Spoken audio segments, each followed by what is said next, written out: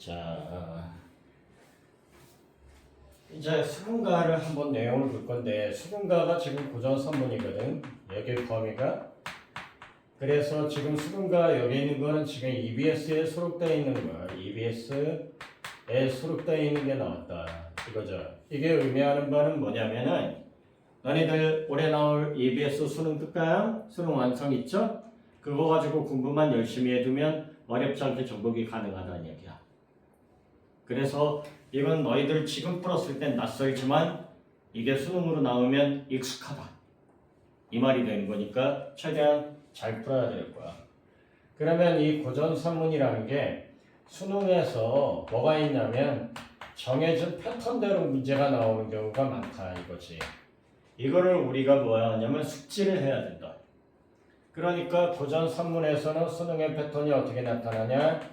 시간적 뭐에 따른 순서에 따른 구성으로 시험 문제가 나온다 이 얘기예요. 그러면 시간적 순서라는 건 뭐니? 과거 사건, 현재 사건, 미래 사건 이렇게 가는 거잖아. 그치?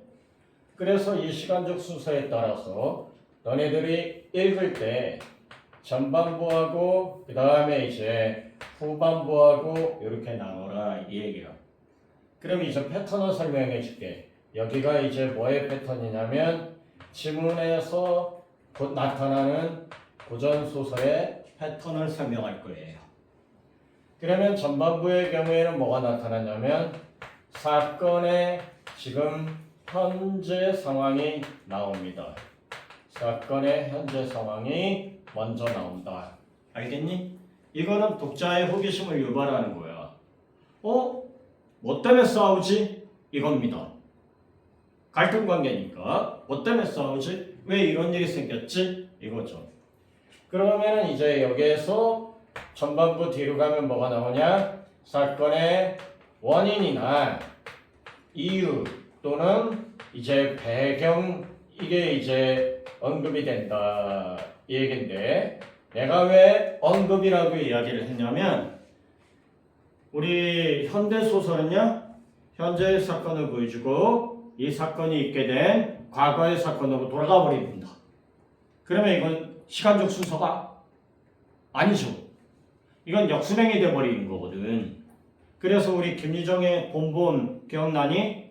오늘도 닭싸움을 올렸다 이렇게 닭싸움으로 시작해. 그러다가 과거로 가버립니다. 가가지고 무슨 얘기하고 있죠? 정순이가 네 집엔 이거 없지 하면서 감자를 내밀었다가 면박당하는 사건이 있었다. 그러면 어때? 현재에 시작했는데 과거로 갔죠. 김유정의 본범이 이게 역순행이거든. 아니 쌤 시간적 순서라면서요. 근데 왜 과거가 나오면 어떡해요? 이건 어차피 과거 얘기잖아. 과거 얘기는. 근데 언급은 뭘로 하느냐 했더니 그때로 돌아가는 게 아니라 등장인물의 뭐로? 대사로 등장인물의 대사 여기에서 이제 드러난다. 얘기죠.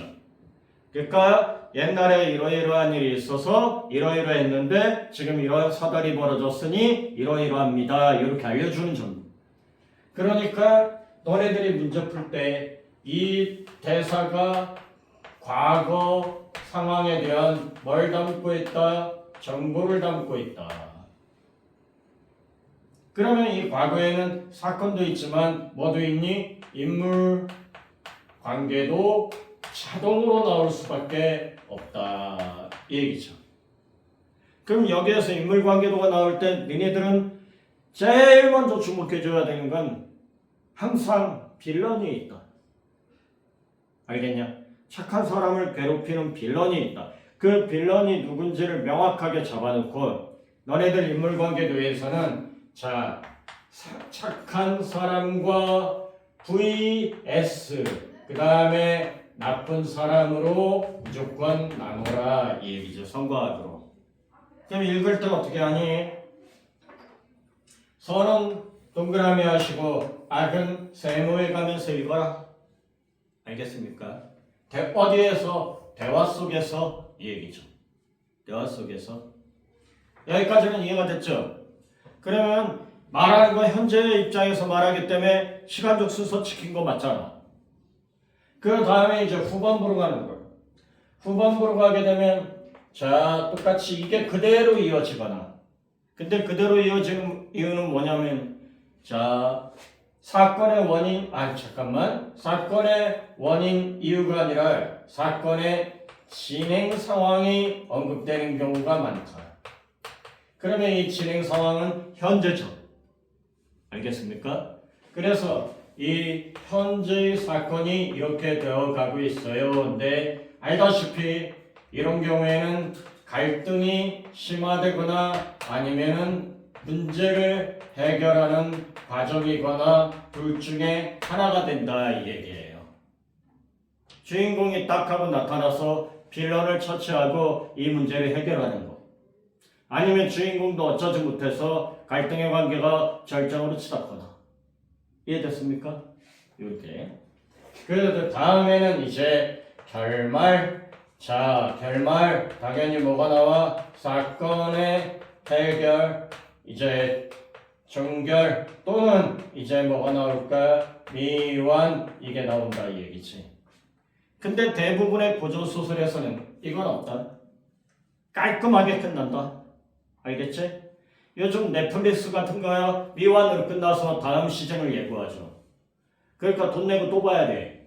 낚시전 당하는 거 알면서도 계속 보게 돼 있어. 그쵸? 그러나 옛날 소설은 종결 처리하고 깔끔하게 끝낸다. 해피엔딩으로 끝나거나 새드엔딩으로 끝나거나 자 그렇게 되는데 새드엔딩으로 끝날 가능성도 있어요. 왜냐하면 2년 전인가 3년 전에 나왔던 박태부전이라고 하는 고전 소설에서는요. 주인공 박태부가 귀향을 가서 죽었고 그러니까 충신을 알아보지 못한 임금에 대한 비판과 원망으로 마무리가 됐다고. 그러니까 새드엔딩이 나올 수도 있다. 이거 조심. 오케이? 그러면 읽을 때 다시 한번 정리해보자. 처음에 읽을 땐 이런 일이 벌어지고 있는 거.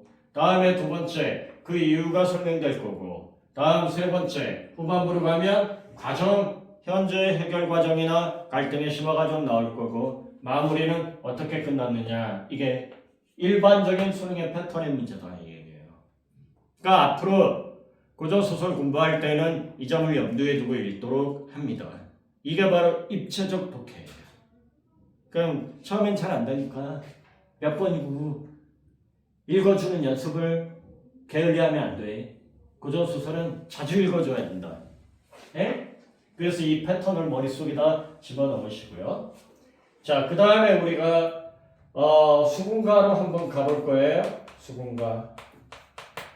알다시피 판소리예요, 판소리. 그러다 보니까 수군가에서 이제 이렇게 해가지고 전반부하고 후반부로 나눠보자. 그러면 여기에 있는 수군가 지금 시간적 순서에 따른 구성은 잘 지키고 있죠? 자, 근데 문제는 호랑이와 별지부 간의 만남이 옛날부터 있었던 게 아니라 오늘 우연히 만난 거거든요. 그리고 오늘 호랑이가 도망간 거거든요. 그러니까 여기 없다. 그치? 여기 없고 여기에 빠진 상황에서 그냥 이렇게 가버리는 거야. 그러면 전반부를 보자. 자, 사슴이 두 가지로 나뉠 거야. 원, 투. 사슴이 자 호랑이에게 뭐라고 부르느냐? 수령이라고 불러요. 다음에 자라가 나타나서 호랑이한테 뭐라고 부르냐면 호생원이라고 불러요. 그래서 호랑이 기분이 어떻게 됐다? 알겠습니까? 이거야. 근데 호랑이는 긍정의 인물, 부정의 인물? 부정의 인물이잖아요. 부정적이잖아요. 근데 잘 봐요. 수령이라고 불렀다. 수령은 우두머리 뜻입니다. 근데 생원은 낮은 벼슬을 한 양반을 가리키는 말이죠. 이해됐니? 그러면 너네들 비유를 들자. 나는 원장이거든. 나는 원장이니까 원장님 하고 소리를 들으면 나 기분 좋아지거든. 여기까지 이해가 됐죠? 근데 어떤 사람이 나한테 와서 조교쌤 그러는 겁니다. 그럼 나 기분 좋아져 나빠져? 나빠지죠? 근데 나는 또 그 소리 듣고 좋아져 기분이? 이런 걸 우리는 뭐라 불러요? 비읍시오. 동의? 조사만 가지고도 무슨 말인지 알겠지? 뭔가 정신 덜 떨어진 놈 같은 느낌이 드는 거야. 그래서 여기에서 여기로 뭐 호칭에 뭐가 있니? 차이가 있음에도 불구하고 이걸 구분을 못해. 알겠습니까? 누가? 호랑이가. 그러니까 얘 덜 떨어진 애가 맞잖아. 그럼 본문에서 어때? 수령이라고 부르니까 본문에서는 거드름을 피운다라고 뒷받침이 돼 있고, 호생원이라고 불러주니까 아주 반가이 듣고 반겨 듣고 이렇게 얘기가 나오는 거니까 결국 우리는 전반부에서 호랑이가 얼마나 덜 떨어진 놈인가를 보여주는구나 이겁니다.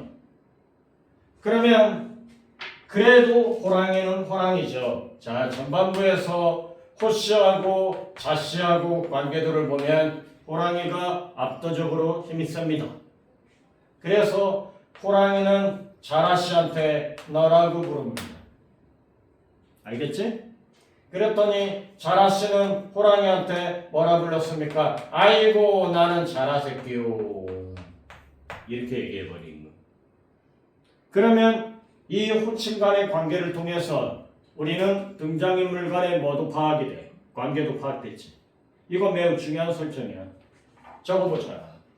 나 자라새끼 이와 같은 표현을 통해서 우리는 호칭이 인물 간에 뭘 보여주고 있다? 관계를 나타내고 있다. 수능에 단골로 나오는 문제 중에 하나예요. 알겠습니까? 단골로 나옵니다. 근데 이게 중요한 이유는 후반부로 가면 자 이제 어때요? 자라가 호랑이 호씨에게 이번엔 관계의 역전이 나타나죠. 그래서 이제 여기에서 관계의 역전이 나타났어. 호칭이 바뀌어 안 바뀌어? 당연히 바뀌죠. 알겠니? 그러면 자라와 호랑이의 관계 어떻게 호칭이 바뀌었는가 보자.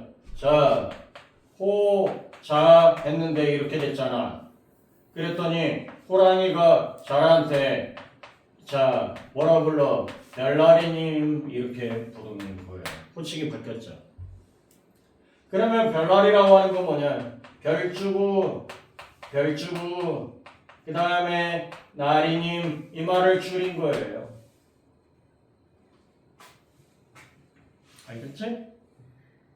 그래서 별주부 별나리로다 이렇게 얘기하니까 나 좀 살려주십시오 이렇게 얘기하는 거죠. 됐지? 자, 그래서 이제 후반부 가니까 첫째, 둘째, 그래서 우리가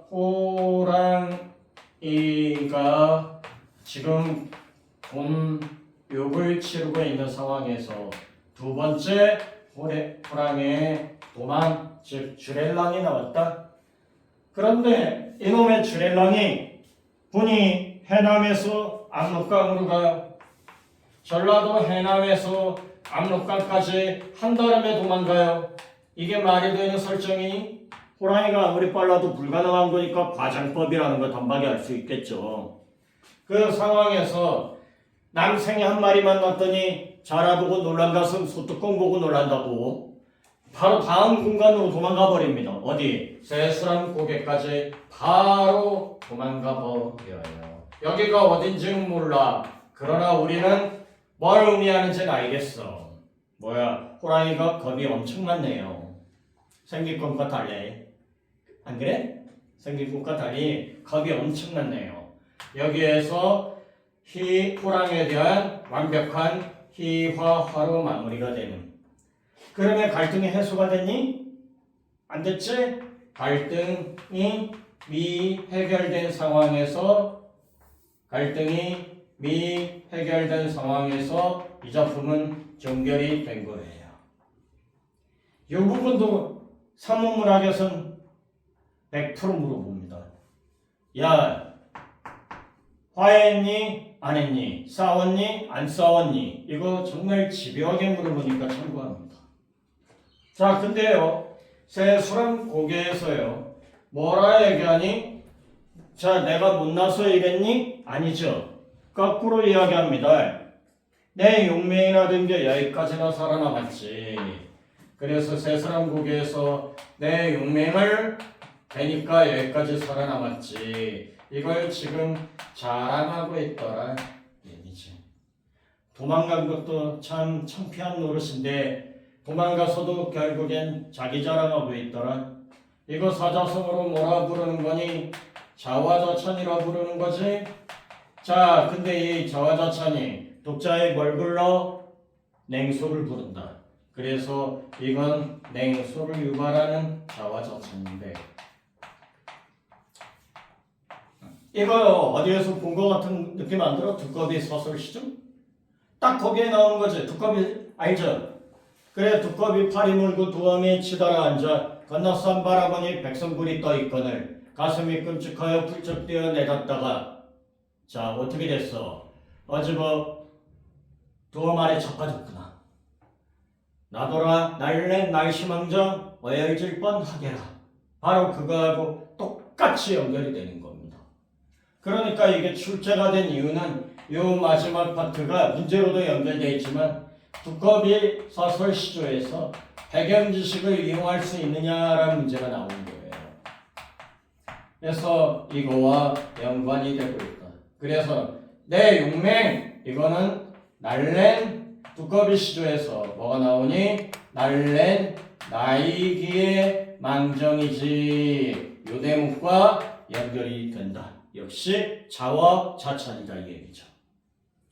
그러면 자기 자랑하면 할수록 독자는 더더욱 호랑이를 냉소적으로 바라볼 수밖에 없다. 그러면 결론 여기에서 자랑은 단지 뭐의 역할에 불과했어? 호랑이가 얼마나 자 생각보다 가볍고 부정적인 인물인지 보여주는 역할에 불과했죠. 자랑하는 거는 그냥 물어버린 것밖에 없거든. 나머지는 호랑이의 원맨쇼예요. 그리고 원맨쇼가 반복될수록 우리는 호랑이가 얼마나 위선적인 인물인지 파악이 된다고요. 됐습니까? 자, 그럼 1번 문항으로 가자. 1번에서 지금 정답이 2번인데 밑줄 그어봐. 호랑이보다 먼저 밑줄 긋고 X합니다. 여기에서 얘들아 출제 유형을 가르쳐 줄게. 누구보다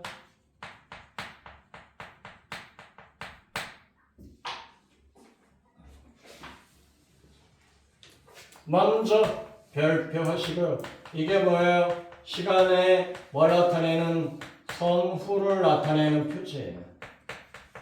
이 부사어가 앞뒤 관계를 나타내는데 시간의 선후 관계를 묻는 문제가 출제가 잘 되죠. 그래서 우리 사건의 순서 이거 묻는 문제가 굉장히 자주 나온다. 이거 출제 유형입니다. 알겠죠? 거꾸로 이야기하면 시간 표지가 나오면 어떻게 하라는 얘기야? 이거 앞뒤만 살펴라. 알겠어요? 다른 건 고민할 필요 없이 앞뒤만 살펴라. 만일 틀리니만 하면 끝난다. 이건 뒤에 우리 현대 선문에서도 또 나오거든요. 다음에 2번 2-1 뭐가 문제인데 화해가 나오죠? 이거 지워야 되겠네? 화해 아니잖아요. 갈등이 해결됐냐 이걸 물어보고 있는 문제죠. 그러니까 보자마자 지우시고 2번 이건 무연정 만남이잖아요. 그러므로 우리가 지워야 되는 건 어디예요? 만남을 예상하고 대비했다. 그치? 그러므로 예상을 하고 그 다음에 대비를 했더라. 이 얘기는 지워주는 게 맞다. 다음에 3번 자신의 능력을 넘어서는 이 문제가 지금 똑같이 연결됐잖아요. 능력을 넘어서는 근데 행운이라고 생각한대. 이 말 자체가 완전히 틀려먹은 게 여기에서 분명히 뭐랬어? 내 용맹 덕분에 살아남았다라고 얘기하지. 행운이 아닙니다. 지가 잘나서 살아남았다. 그래서 4번 보면 이게 답이고 5번 이것도 위험을 부정한다. 위험에 부정한다 라고 되어 있는데 실제로 보면 3번과 5번이 같은 얘기하고 있는 거야. 같은 얘기. 그러니까 문제 풀다 보면 독해가 되는 경우가 종종 많거든. 어디가 문제야? 위험을 부정하는 공간이 아니죠. 오히려 내가 잘나서 그 위기에서 벗어날 수 있었다라 긍정하는 거니까. 왜 행운이라 여기는 것도 아니고. 답이 나왔습니다. 2번 답 4번이요. 다음에 3번 보자. 3번 답은 3번이야. 3-1을 봐. 예의를 갖춘 상대 지워요. 2번 상대의 당황하는 지워요. 4번에서는 D와 E는 그랬는데 이거 지워요. 5번에서는 예상 밖 제한 지워요. 그러면 여기 3번 문제에서 숨겨진 출제가 뭐냐면 3-5에 있어요. 제한이라는 단어를 이해를 했느냐 이거죠. 그러면 제한이라는 단어는 뭔지 몰라도 일단 나쁜 뜻은 아니야. 동그라미 해야 돼.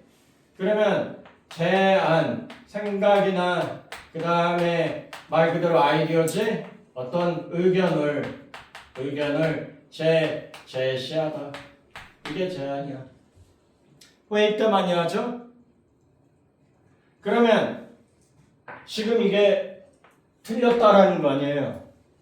뭘로 바꿀까? 이거죠. 그랬더니 정확한 말은 협박이다. 얘기죠.